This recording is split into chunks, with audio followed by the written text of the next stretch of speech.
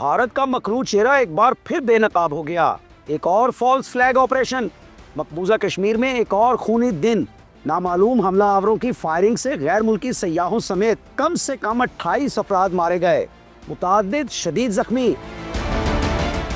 Firing का वाकया पहलगाम के इलाके में एक दुश्वार गुजार मुकाम पर पेश आया। हमलावर महज 2 से 3 थे जो अचानक करीबी जंगल से निकल आए।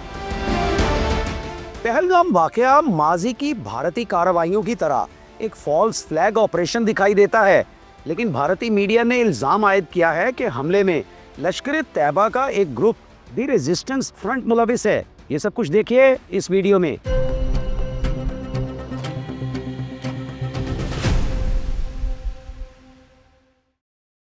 अस्सलाम वालेकुम, मेरा नाम है सजाद शफीक भट्ट।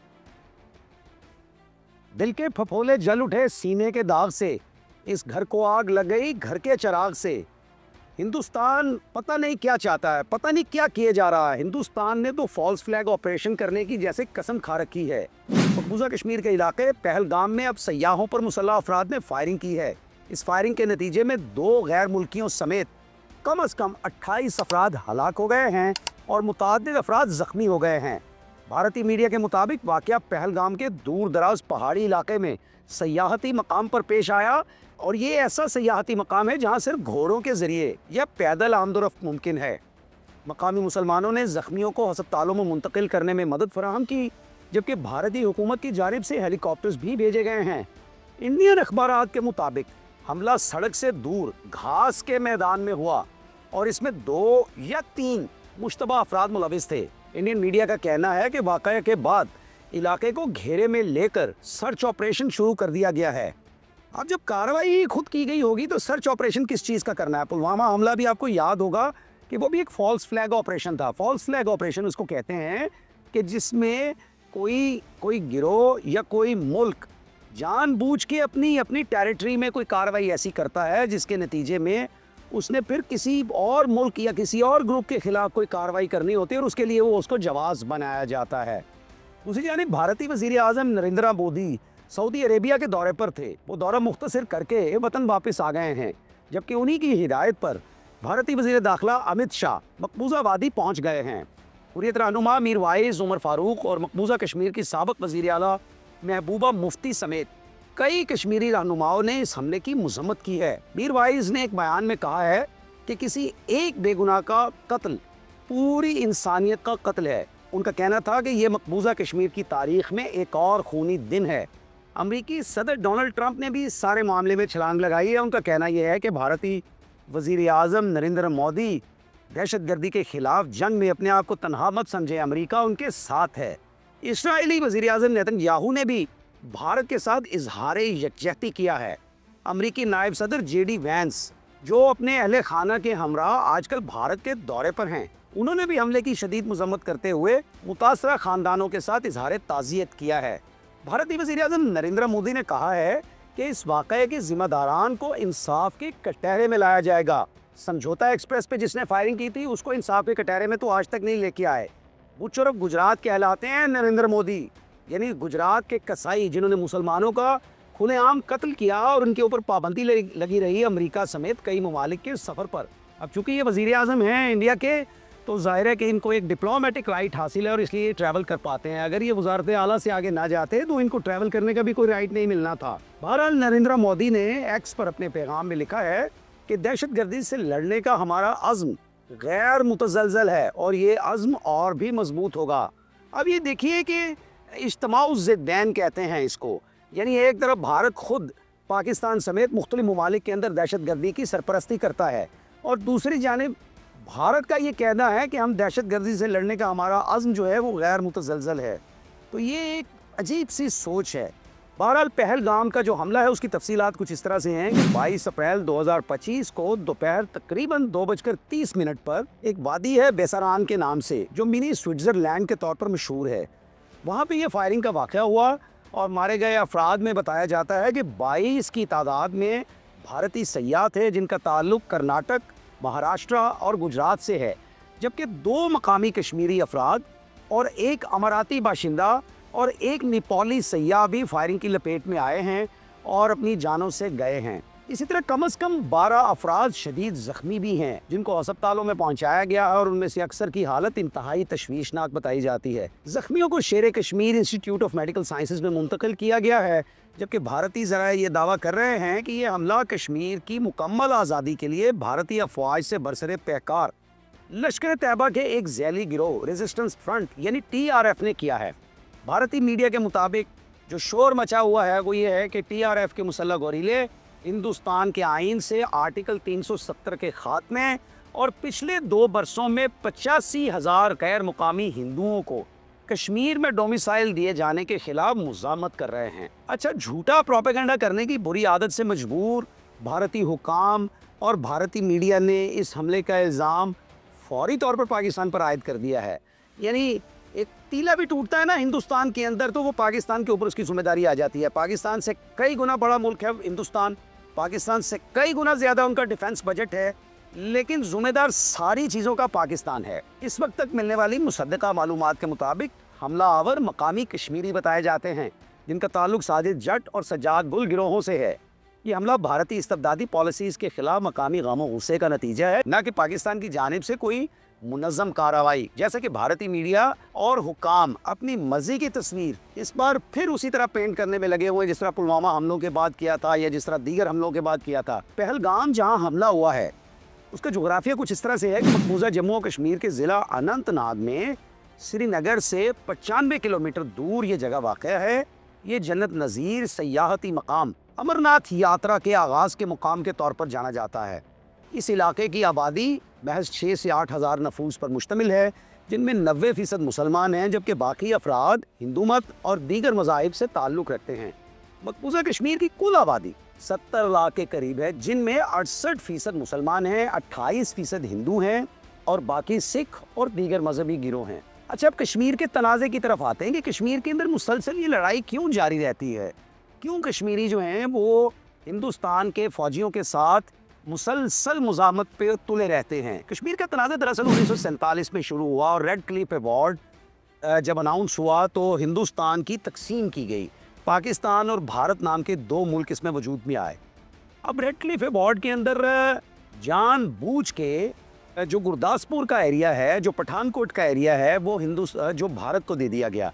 उसकी वजह से कश्मीर को एक ज़मीनी रास्ता हिंदुस्तान से भारत से जुड़ गया और फिर भारत ने वहाँ पे अपनी फ़ौजें दाखिल की और महाराजा हरी सिंह जो कि हिंदू थे, उन्होंने कश्मीरी अवाम की राय लिए बगैर भारत से इल्हाक की दस्तावेज़ पर दस्तखत कर दिए। पाकिस्तान इस इल्हाक को जबरी गर्दानता है, जबकि कश्मीरी जो हैं वो अपने इस्तिस्वाब राय के हक़ के लिए मुसलसल लड़ाई में हैं। और लड़ाई 2 हिस्सों में है, एक सियासी लड़ाई है, एक मुसल्लह लड़ाई है। और मुसल्लह लड़ाई भी कश्मीर के अंदर से जारी है और सियासी लड़ाई भी कश्मीर के अंदर से जारी है। पहली पाकिस्तान भारत जंग 1948 में हुई और इसमें कश्मीर 2 हिस्सों में तकसीम हो गया। अक़वाम मुत्तहिदा की इस्तिस्वाब राय के बारे में करारदादें राय शुमारी का मुतालबा करती हैं। और आपको याद होगा, आपके इल्म में होगा, जब हिंदुस्तान की तकसीम हुई 1947 में रेड क्लिफ अवार्ड के तहत, तो हिंदुस्तान में 500 से ज़्यादा प्रिंसली स्टेट्स थी। प्रिंसली स्टेट्स का मतलब ये है कि वहाँ पे राजे, महाराजे, नवाब, वाली, मीर वहाँ पे हुक्मरान थे। तो उसके बारे में जो तय करना था, उसके बारे में ये सूरत थी कि या तो अवाम जो है वो अपने राय के ज़रिए कोई फ़ैसला करे या उनके हुक्मरान कोई फ़ैसला करे। अब यहाँ पे आइडियल मिसाल ये है कि कश्मीरी अवाम मुसलमान थी और पाकिस्तान के साथ शमूलियत चाहती थी, लेकिन उसका राजा जो है वो हिंदू था और राय लिए बगैर कश्मीर को इंडिया के साथ इनेक्स नहीं कर सकता था, नहीं जोड़ सकता था। लेकिन महाराजा हरी सिंह ने कश्मीरी अवाम की राय लिए बगैर भारत के साथ उसको अटैच कर दिया और 1947 से लेके आज तक वहाँ पे यही मसला खड़ा है। और 1965 की जंग हो उसके बाद या 1971 की पाक भारत जंग हो, उसकी बुनियादी वजह ये कश्मीर का तनाज़ा है। पाकिस्तान बारहा ये कहता है कि हमारे साथ कश्मीर का तनाज़ा मेज़ पे बैठ के हल करें, कोई बातचीत करें, लेकिन भारत किसी किस्म की बातचीत के लिए तैयार नहीं है।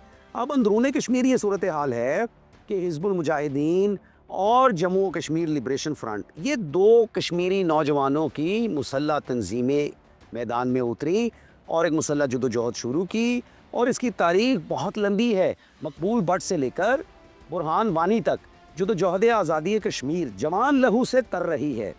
पाकिस्तानी ज़ाहिर है कि इखलाकी और सिफारती बुनियादों पर कश्मीरियों की हिमायत करते आए हैं, लेकिन भारत हमेशा पाकिस्तान पर दहशतगर्दी का इल्ज़ाम आयद करता है, जो कि बेमानी है। 1989 से ये सूरत हाल है कि भारत ने कश्मीर को, जो कि एक मर्ग़ज़ार है, उसको जहन्नम बनाया हुआ है। 70,000 कश्मीरी कम से कम भारतीय फ़ौज के मज़ालिम के नतीजे में जाँ बहक हो चुके हैं, जबकि हज़ारों कश्मीरी लापता है। इसी तरह ख़वातीन के साथ ज़्यादती के भी सैकड़ों वाक़यात रिपोर्ट हुए हैं। अभी हाल ही में जो जदोजहद आज़ादी को सियासी बुनियादों के ऊपर नौजवानों ने तेज़ किया, तो पैलेट गन्स यानी 12 बोर की बंदूकों के ज़रिए कारतूस चलाए जाते और नौजवानों को नाबीना कर देने की मुहिम चलाई गई। फिर इसी तरह जबरी गुमशुदगियाँ और मावराए अदालत कत्ल, ये भारतीय फ़ौज और भारतीय सिक्योरिटी फोर्सेस का कश्मीरियों के ख़िलाफ़ एक मुसलसल हथियार हैं। इसमें पूरी दुनिया इस बात को तस्लीम करती है कि कश्मीर सबसे ज़्यादा अस्करी मौजूदगी का इलाका है, यानी ये वो इलाका है जहाँ पे फ़ौजियों की तादाद दुनिया में एक रकबे के लिहाज से सबसे ज़्यादा मौजूद है। सबसे ज़्यादा फ़ौजी अपने रकबे के लिहाज से तैनाती के एतबार से कश्मीर में मौजूद हैं। 9 लाख भारतीय फ़ौजी हैं जो कश्मीर में तैनात किए गए हैं। अब अंदाज़ा करें कि 70 लाख अफराद को मैन करने के लिए 9 लाख सिर्फ भारतीय फ़ौजी हैं, फिर रिज़र्व्स हैं, फिर उसके अलावा पैरामिलिट्री फोर्सेस हैं, फिर उसके अलावा पुलिस है, फिर इंटेलिजेंस एजेंसीज़ हैं। अच्छा, पाकिस्तान का जो मौक़िफ़ है कश्मीर के ऊपर वो यही है शुरू से कि ये एक मुतनाज़ा इलाका है और इसका हल अक़वाम मुत्तहिदा की करारदादों के ज़रिए ही मुमकिन है। 1948 में जो पाकिस्तान भारत जंग हुई कश्मीर के ऊपर, तो भारत इस मसले को अक़वाम मुत्तहिदा में लेके गया। पंडित नेहरू साहब खुद लेके गए थे। तो अक़वाम मुत्तहिदा की करारदादों में ये तय पाया था कि इस तस्वाबे राय कराया जाएगा। कश्मीरी पाकिस्तान के साथ जाना चाहें तब भी उनका हक़ है, कश्मीरी भारत के साथ जाना चाहें तब भी उनका हक़ है, और कश्मीरी आज़ाद रहना चाहें तब भी उनका हक़ है। लेकिन इस तस्वाबे राय के ऊपर भारत अमली तौर पे कभी भी नहीं आया, और भारत इसको मुसलसल इस खित्ते को अपना अटूट अंग कहता है। अटूट का मतलब है कि जिसको जिस्म से तोड़ा नहीं जा सकता। भाई वो आपका अंग होगा तो तभी वो आपके जिस्म का हिस्सा होगा। जब आपके वो जिस्म का हिस्सा ही नहीं है तो अब उसको अपना अटूट अंग कैसे कहे जाते हैं? और अगर अटूट अंग हो तो वो आपके लिए मुस्तकिल मुश्किलात का बाइस क्यों हो? मुस्तकिल वहाँ पे इस तरह की सूरत हाल क्यों हो? मोदी ने अभी हाल ही में, आपको याद होगा, अपने पिछले दौरे हुकूमत में आर्टिकल 370 को ख़त्म कर दिया था और इस मसले को और भी पेचीदा कर दिया। महीनों तक कश्मीर के अंदर कर्फ्यू नाफिज रहा, इंटरनेट समेत तमाम मवासलाती निज़ाम मुअत्तल रहा, हज़ार कश्मीरी गिरफ्तार किए गए, और जैसा कि मैंने आपको पहले भी बताया कि पैलेट गन्स की फायरिंग से सैकड़ों कश्मीरी नौजवान और बच्चे अंधे कर दिए गए।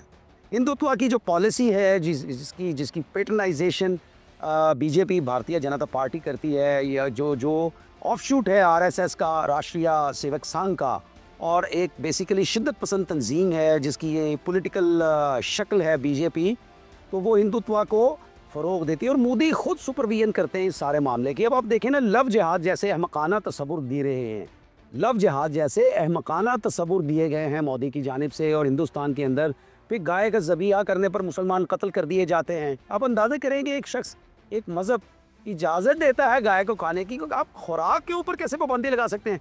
सैकड़ों सालों से गाय का ज़बीहा हिंदुस्तान के अंदर हो रहा है और आप उसके ऊपर पाबंदी लगाते हैं। यानी ये दिमागी खलल है। शरीयत के तरमीमी कानून के तहत लाखों मुसलमानों को गैर मुल्की करार दिया गया है। अब यानी जो लोग अपनी नस्लों से वहाँ पे आबाद हैं, अब आप उनको गैर मुल्की करार देंगे तो उसका रिएक्शन नहीं आएगा। तो जब रिएक्शन आएगा तो फिर उसके लिए आप पाकिस्तान को ज़िम्मेदार समझेंगे, तो ये अकल इसकी इजाज़त नहीं देती है। 2020 में भी आपको याद होगा दिल्ली फसादात हुए थे। हिंदू इंतहा पसंदों ने मुसलमानों के मोहल्लों पर मुसल्लह हमले किए थे, जिनमें कम से कम 53 अफराद मारे गए थे। फिर बाबरी मस्जिद को इन्होंने राम मंदिर में बदला। अभी ये कहते हैं ख्वाजा अजमेर, ख्वाजा मोइनुद्दीन चिश्ती अजमेरी की जो दरगाह है, तो नाउज़ुबिल्लाह, वो कहते हैं कि ये जो है ये भी एक मंदिर के ऊपर बनाई गई है और आइंदा इनका प्लान ये है कि वो उसको मिसमार करेंगे। जब ये करेंगे तो तब इनको पता चलेगा। ये आज तो ये मुंह से कहने की बातें हैं। ये हिंदुस्तान अपनी मजहबी शिद्दत पसंदी के अंदर चलते चलते चलते एक ऐसे खड्डे में गिरेगा कि इसका नामो निशान नहीं फिर मिलेगा। 1000 साल मुसलमानों की यहाँ पे हुकूमत रही है। ये अब्दाली को भूल गए हैं, ये मुगलों को भूल गए हैं, ये तुगलकों को भूल गए हैं, लोदियों को भूल गए हैं, खिलजियों को, ऐबक को सब कुछ भूल गए हो, सब कुछ भूल गए हो। आपको ये तो याद होना चाहिए कि ब्राह्मणों की कई नस्लें ऐसी हैं जो फारसी और अरबी को जानती थी, और वो लोग कायस्थ कहलाते थे, और वो मुंशी थे मुसलमान हुक्मरानों के। तो अब यानी अगर आपको अल्लाह ने थोड़ा बहुत इख्तियार दे ही दिया है तो अमन को फ़रोग़ दीजिए, मोहब्बत को फ़रोग़ दीजिए, ताकि आपकी बका जो है वो रह सके। मोदी दरअसल भारत को एक हिंदू मुल्क बनाना चाहते हैं, जो कि इतना आसान नहीं है। हिंदुस्तान के अंदर आज भी मुसलमानों की आबादी जानबूझ के कम दिखाई जाती है। इस हिंदुस्तान हिंदू मेजॉरिटी कंट्री नहीं है, टू डबल मेजॉरिटी कंट्री है। एक हिंदू वहाँ पे मेजॉरिटी में है, एक मुसलमान वहाँ पे मेजॉरिटी में है। दो मेजॉरिटीज़ हैं वहाँ पे। मुसलमान वहाँ पे मिनॉरिटी नहीं है, मुसलमान भी वहाँ पे मेजॉरिटी में है। वहाँ पे दीगर मिनॉरिटीज़ हैं, जैसे सिख हो गए, जैसे क्रिश्चियंस हो गए, जैसे बुद्ध हो गए और दीगर कुछ मज़ाहिब। लेकिन मुसलमान वहाँ पे मिनॉरिटी नहीं है। मुसलमान जो है वो दूसरी बड़ी मेजॉरिटी है हिंदुस्तान की। और ऐसा ना हो कि भारत के अंदर से एक और मुसलमानों का मुल्क बरामद हो जाए। अब पाकिस्तान के अंदर जो 1971 में जो इन्होंने किया और मुल्क हमारा दो हिस्सों में तकसीम हो गया, तो इसका मतलब ये नहीं है। अब इस खित्ते में दो मुसलमान मुल्क हैं, एक पाकिस्तान है, एक बांग्लादेश है। एक पाकिस्तान है और एक बांग्लादेश है, दो खित्ते हैं, दो मुसलमान मुल्क हैं, और भारत एक हिंदू मुल्क है। अब भारत में से एक और मुसलमान मुल्क निकल आएगा, ये मैं आपको बता रहा हूँ। अच्छा, इस हमले की जो टाइमिंग है ना, वो भी बड़ी काबिल गौर है। इस वक्त जो हिंदुस्तान के वज़ीर आज़म हैं नरेंद्र मोदी, वो एक दौरे पर सऊदी अरब में थे, और सऊदी अरब से वो अपना दौरा मुख्तसर करके तो वापस पहुँचे हैं। दूसरी जानिब अमरीकी नायब सदर JD वैंस 21 अप्रैल 2025 को अपनी अहलिया ऊषा और तीनों बच्चों एवान, विवेक और मेराबेल के हमरा भारत के दौरे पर हैं। यानी और ऊषा के वालिदैन के ताल्लुक आंध्र प्रदेश से है। ऊषा के वालिदैन 1970 में अमेरिका गए थे, और ऊषा पेशे के लिहाज से एक वकील हैं, और उनका भारत के साथ गहरा जज्बाती ताल्लुक किसी गवाही का मोहताज नहीं है। और कुछ ना कुछ पक रहा है अंदर, कुछ अंदर पक रहा है। अमेरिका का, इजराइल का और इंडिया का कुछ आपस में तय हो रहा है। जिस वक्त पहलगाम में सयाहों पर हमला हुआ, उस वक्त JD वैंस जयपुर राजस्थान के दौरे पर थे, और अहल खाना भी उनके साथ है। वहाँ पे उन्होंने फ़ौजी मशक़ें वगैरह भी देखनी है। तो कुछ पक रहा है। आप देखिए कि हाल ही में मुंबई हमलों के मरकज़ी मुलजिम, जो कि भारत के मुताबिक उसके मरकज़ी मुलजिम थे, तहावुर राना को भारत के हवाले किया गया था। और बनज़र ज़ाहिर पहलगाम वाक़या एक और फॉल्स फ्लैग ऑपरेशन लगता है, जिसके ज़रिए भारत पाकिस्तान के ख़िलाफ़ अपने अहदाफ़ को हासिल करने की कोशिश कर रहा है और करेगा। आपको याद होगा कि सन 2019 के पुलवामा हमलों के बाद मकबूजा कश्मीर के गवर्नर सत्यपाल मलिक ने इंकशाफ किया था कि पुलवामा हमला सिक्योरिटी की दानिस्ता नाकामी या मनसूबाबंदी का नतीजा है। अब यह वक्त है कि पाकिस्तान की तमाम सियासी कुव्वतों को एक प्लेटफॉर्म पर इकट्ठे हो जाना चाहिए। दुनिया के हालात बड़ी तेज़ी के साथ तब्दील हो रहे हैं। अमेरिका ने अफ़गानिस्तान, इराक़ और शाम में जो कुछ किया है, फिर इसराइल ने अमेरिका के बिहाफ पर फ़लस्तीन, लबनान और ईरान में जो कुछ किया है, और फिर अमेरिका ने जिस तरह इसराइली मज़ालिम की हिमायत की है, और अब जिस तरह अमेरिका ने इसराइल के कहने पर ईरान की सख्त नाकाबंदी कर रखी है, तो पहलगाम वाक़या पाकिस्तान के लिए शदीद मुश्किलात की इब्तिदा हो सकता है। हिजान में मुब्तला नहीं होना, इस वक्त कौम जो है वो बड़े सख्त सियासी हिजान में मुब्तला है। इससे हमें निकलना चाहिए। हमें आइंदा हालात के लिए यकजान होकर बंद मुट्ठी की तरह एक कौम बनकर तैयार रहना होगा, क्योंकि पाकिस्तान, रूस, चीन और ईरान के साथ साथ खड़े दिखाई देते हैं आइंदा आने वाले दिनों में। और इसी तरह मुस्तकबिल करीब में अमेरिका इस खित्ते में भारत के असर व रसूख से काम लेने की पॉलिसी पर अमल पैरा होता दिखाई देता है। अहले वतन और रहनुमायाने वतन को इन हालात पर मुस्तकिल गौर व फिक्र की ज़रूरत है। एक शेर है ना इकबाल का कि वतन की फ़िक्र कर नादां मुसीबत आने वाली है, वतन की फ़िक्र कर नादां मुसीबत आने वाली है, तेरी बर्बादियों के मशवरे हैं आसमानों में, तेरी बर्बादियों के मशवरे हैं आसमानों में। अपना ख्याल रखिए और पाकिस्तान की हिफाजत के लिए हरदम तैयार रहिए। वतन है तो हम सब हैं, क्योंकि जिनका वतन नहीं होता रुसवाई उनका मुकद्दर बन जाती है। अल्लाह हाफ़िज़।